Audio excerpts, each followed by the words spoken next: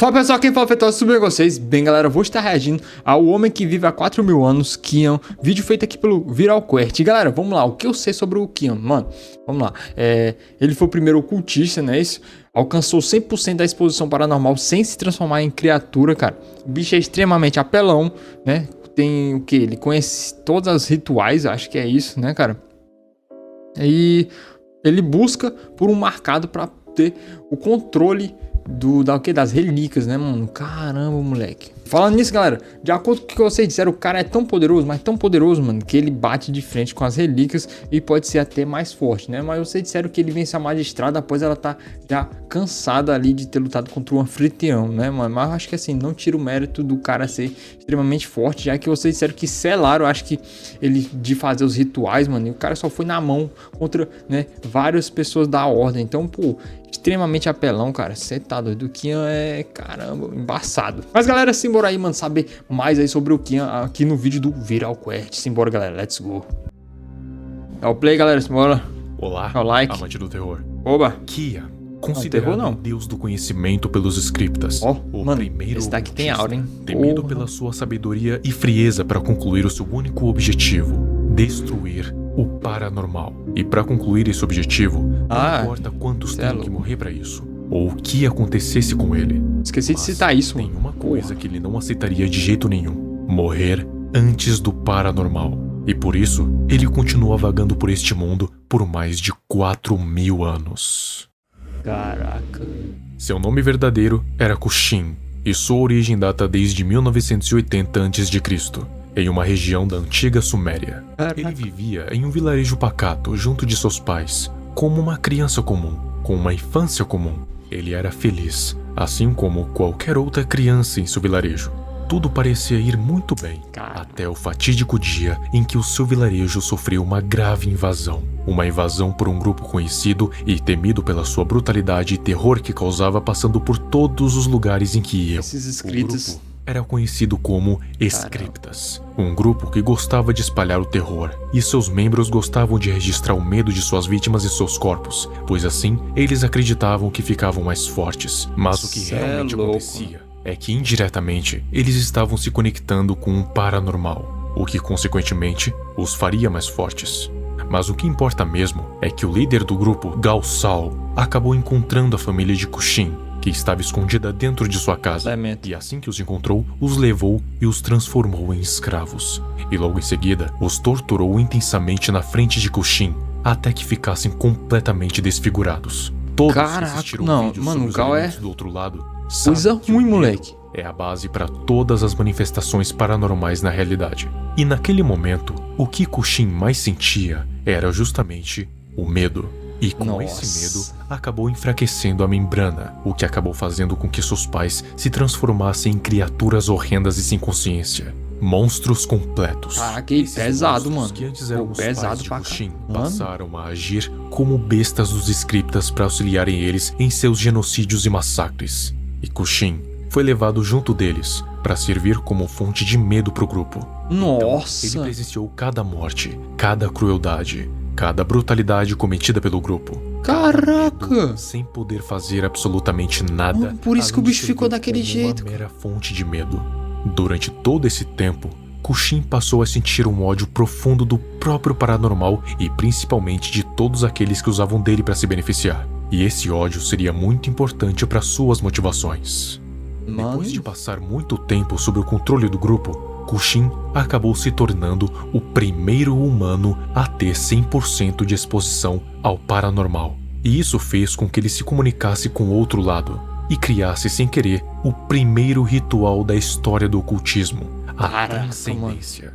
Um ritual para os ocultistas se fortalecerem e aprenderem mais sobre o outro lado. No caso de Kushin, ele não só aprendeu mais, ele aprendeu tudo, mas também percebeu que não poderia fazer nada com todo esse conhecimento, já que apenas indivíduos misteriosos, conhecidos como marcados, poderiam usufruir de todo o poder gerado por esse conhecimento. Mano, então, que doideira, para que ele pudesse fazer o uso de todo esse conhecimento, ele precisaria logicamente se tornar um marcado, e então deu início à sua própria profecia, a Ordem da Desconjuração, uma série de eventos que o fariam ter a sua marca e dar um fim ao outro lado.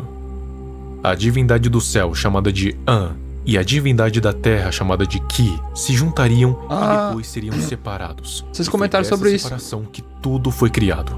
Então, pela lógica, se eles se juntassem e se separassem de novo, um dos dois seria destruído, assim vindo uma calamidade. Então assim, Kushin adotou o nome da junção dos dois deuses. Caraca, Kian, o realizador da calamidade.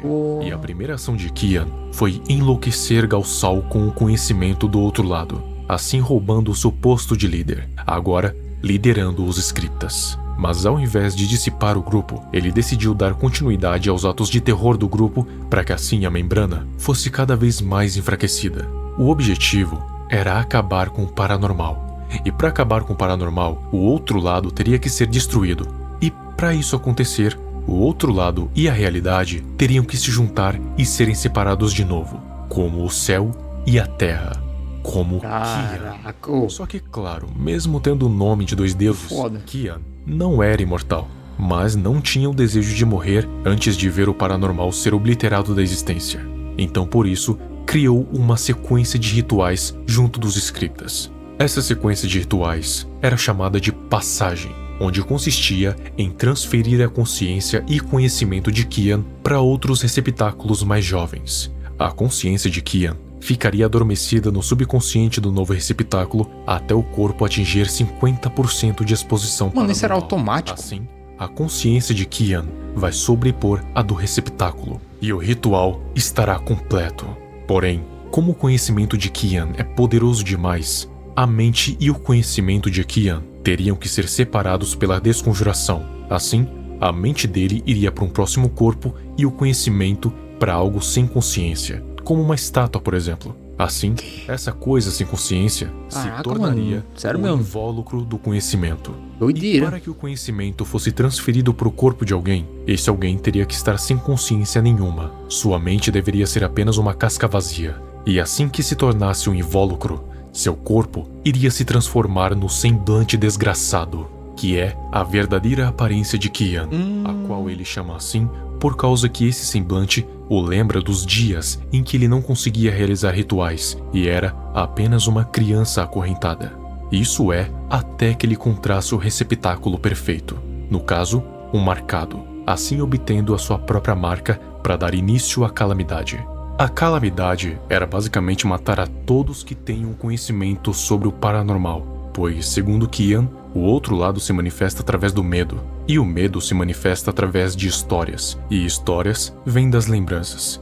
E por isso, o plano para acabar com o paranormal era simplesmente matar todos aqueles que já tiveram contato com o paranormal. Um bem maior, segundo ele. Mas até encontrar o receptáculo perfeito, Kian e o seu conhecimento trocaram de receptáculos e invólucros por milhares de anos. Caraca, mano. Caraca. Nos dias atuais, Kian teve cerca de 5 receptáculos: Veritas, Mandrake Ângelo, Virgílio, Leonardo Gomes e Luciano Carvalho. Olha, apareceu lá no negócio do Daniel, velho. O que ele fez com cada um desses receptáculos. Vou citar apenas as coisas mais importantes. Cerca de 2000 anos depois do seu primeiro encontro com o paranormal, ele aparentemente tinha deixado os Scriptas um e o cavaleiro, seu plano de ser o marcado de lado para se tornar o novo líder da Ordo Calamitas, se assumindo como Veritas. Nessa época, a Ordo Calamitas estava comemorando a captura da Relíquia de Energia. Porém, na mesma hora, a base começou a ser atacada pela Relíquia de Morte, como o Deus da Morte. E todos os membros tiveram que correr para a sala em que a Relíquia de Energia estava. E ali, a Relíquia de Energia escolheu Gaius como seu portador, transformando ele do anfitrião em uma criatura chamada Anfitruo. E ele bolou um jogo, onde todos ali tinham que se matar até sobrar um sobrevivente. Veritas, de alguma forma, conseguiu forjar a sua própria morte. Porém, nos dias atuais, Kian entra em contato com uma estátua de Veritas, que tem a mesma aparência do semblante desgraçado, só que mais velho. E quando Kian toca na estátua, Veritas no passado ganha suas memórias do futuro, sabendo que ele conseguiu se tornar um marcado. Mano, eu não me lembrava disso. Meu Deus. Amnésia. Quando o anfitrião vê o ocultista, fica desesperado que doideira. E entrega a máscara do desespero para Celestine, que vira a nova magistrada. E a partir daí, já não se sabe o que aconteceu. Só se sabe que os acontecimentos dali não podem ser lembrados. Meu Kian Deus. também usou Mais como mistério. receptáculo Será que hoje em dia sabe? Mandrake Ângelo, um dos moradores da mansão endiabrada, e que tinha a mesma aparência Aura. do semblante desgraçado. O invólucro do conhecimento foi uma estátua no salão de passagem. Vanessa Ângelo, de acordo com seus diários, ajudou Mandrake com o ritual de passagem para passar a consciência dele para o corpo do vigia do condomínio azul, Virgílio Celto, que morava ao lado da mansão endiabrada e que, segundo Vanessa, Caraca. tinha o corpo perfeito para Kian, no caso, Mandrake. Quando Caraca. Virgílio se tornou vigia em 1970, ele acabou escutando os gritos da sua vizinha e, quando foi investigar, desapareceu repentinamente, aparecendo tempos depois dizendo coisas que somente ele sabia, mas era como uma pessoa totalmente diferente. Quando retornou, entregou uma chave dourada para o seu irmão mais velho, Nestor Celto, e Ué, então tá velho. desapareceu novamente. Kian, agora no corpo de Virgílio, começou a agir mais ativamente no submundo ocultista a fim de chamar a atenção da Ordo Realitas, o que Caraca, foi olha, bem sucedido, já que a forçou a realizar uma operação em 2002 para investigar diversos casos envolvendo indivíduos misteriosos atrelado ao nome de um grupo bem perigoso, chamados de Scriptas, que tinham como seu líder Kian, o que pode querer dizer que Kian, nesse momento, já tinha começado a trabalhar com os Scriptas novamente. Uma operação surpresa foi feita pela Ordo Realitas para interromper um sacrifício que os ocultistas queriam fazer. Um sacrifício que envolvia 2 vítimas. Mas, no fim, a operação acaba falhando em salvar as vítimas. Só que nem todo estava perdido, já que Virgílio acabou sendo executado durante a operação. Porém, a sua morte não passou de fachada para que a membrana se enfraquecesse ainda mais. E antes de poder morrer, Kian passou a sua consciência para o corpo de um garoto chamado Leonardo Gomes. Kian ficou adormecido no corpo do garoto durante um bom tempo. E durante esse tempo, o garoto cresceu normalmente como qualquer outra criança normal, sendo adotado em 2005 durante 2 meses pelo casal Heitor e Fátima Maré, e passou a morar em uma mansão em canadense. Lá, ele conheceu Álvaro Augusto, Ó, que daí é sabia um- que Kian um estava desgraçado. adormecido no garoto e queria despertá-lo, e por isso conduziu Léo ao ocultismo, para que o seu corpo fosse exposto ao paranormal. E depois de muito Tá com o tempo, velho. o Mano, corpo do garoto finalmente teve 50% de exposição paranormal. E então, Álvaro usou o filho do casal como uma fonte de medo para fazer o ritual de passagem. Mano, O que esse velho, permitiu meu que Deus do Kian céu. substituísse sua consciência, que virou apenas mais uma das memórias de Kian, e o corpo acabou recebendo o semblante desgraçado. Um tempo depois, Kian, no corpo de Léo, retorna para o orfanato e lá acaba conhecendo Gal e ficando próximo a ele, o nomeando como o realizador do destino, aquele que fará a desconjuração acontecer. E em janeiro de 2020, depois de Caraca, alguns mano. eventos, Leonardo tem um corpo dilacerado por uma criatura resultante de um ritual. Mas antes disso, Kian queria fazer a última etapa para a desconjuração. E aí, ele teria como transferir a mente para o corpo perfeito, o do marcado Luciano Carvalho. Para fazer isso, ele manipulou Dante e Luciano ainda no corpo de Léo para que ele os ajudasse a fazer o ritual de passagem sem que soubessem. Para Dante, o Léo falou que iriam salvar uma criança em estado terminal.